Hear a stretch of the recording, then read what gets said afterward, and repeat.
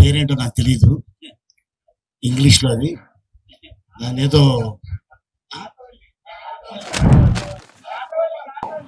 Octopus, lockdown. అప్పుడు అక్కడ చాలా మందిని అడిగితే మాకు తెలియదు అన్న.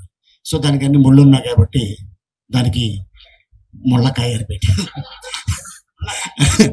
సో పాత్రిక మిత్రులకి, మీడియా సోదరులకి, ఇక్కడికి వచ్చిన అతిథులకి, వేదిక మీద ఉన్న రమేష్ గారికి, మా బావ కళ్యాణ్కి, ఈ సినిమా షూటింగ్ చేస్తున్నప్పుడు మేము అంత కష్టపడ్డాము రాజస్థాన్లో మాకు తెలుసు.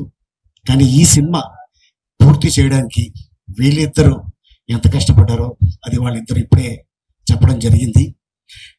ఈరోజు గొప్ప విశేషం ఏంటంటే, హిందీ ఇండస్ట్రీని గడగడలాడించిన ఒక చిత్రం షోలే ఇవాళకి 50 సంవత్సరాలు పూర్తవుతుంది.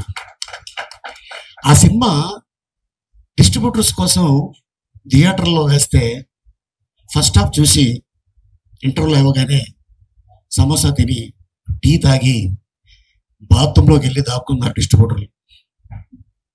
ఎందుకంటే ఈ సినిమాని ఎక్కడ కొనమంటారో అని భయపడిపోయి సెకండ్ హాఫ్ మళ్ళీ సినిమా ఆన్ అయిన తర్వాత బాత్రూంలో నుంచి బయటకు వచ్చి కార్లు వేసుకొని చాలా మంది ఇళ్లలోకి వెళ్ళిపోయారు.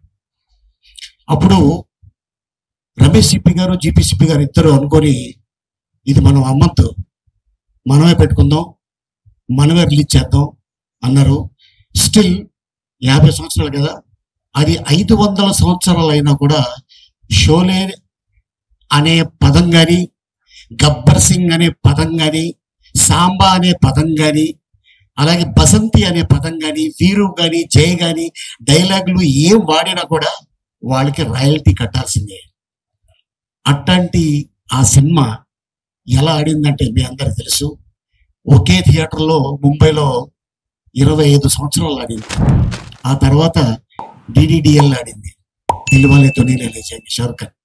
తర్వాత ఈ కలేజా సినిమా టీవీలో నా ఇద్దరు పిల్లలు ఒక 100 సార్లు చూసి ఉంటారు. ఈ సినిమా 100 సార్లు.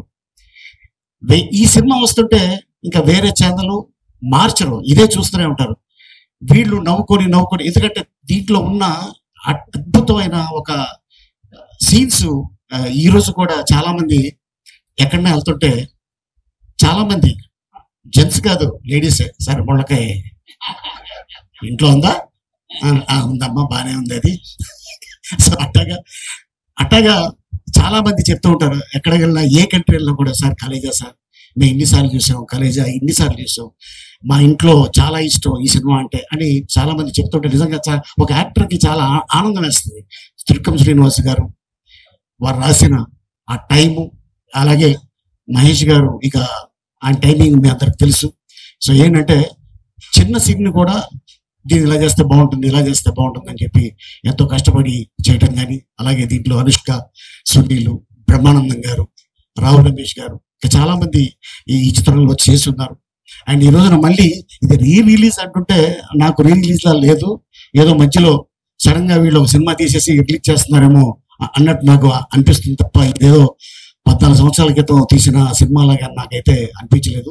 సో డెఫినెట్ గా చాలా మంది ఇంతగా బాగా చెప్పినట్టు ఎవరైతే ఉన్నారో ఈ సినిమా రేపు 30 తారీఖు థియేటర్లో చూసి చాలా ఆనందపడతారు. కానీ అమెరికాలో కూడా ఇన్ని థియేటర్లో, ఇన్ని స్టేట్స్లో రిలీజ్ అవుతుందంటే నిజంగా చాలా ఆశ్చర్యంగా ఉంది. అండ్ అలాగే రేపు 30 తారీఖు సుదర్శన్లో, సంధ్యాలో 9 థియేటర్స్గా ఇది రిలీజ్ కాబోతుంది. అండ్ డెఫినెట్గా ఈ సినిమా మళ్ళీ మీరందరూ ఎంజాయ్ చేస్తారని ఆనందిస్తున్నాను. And thank you so much ఇంత అద్భుతమైన అవకాశం ఇచ్చినందుకు.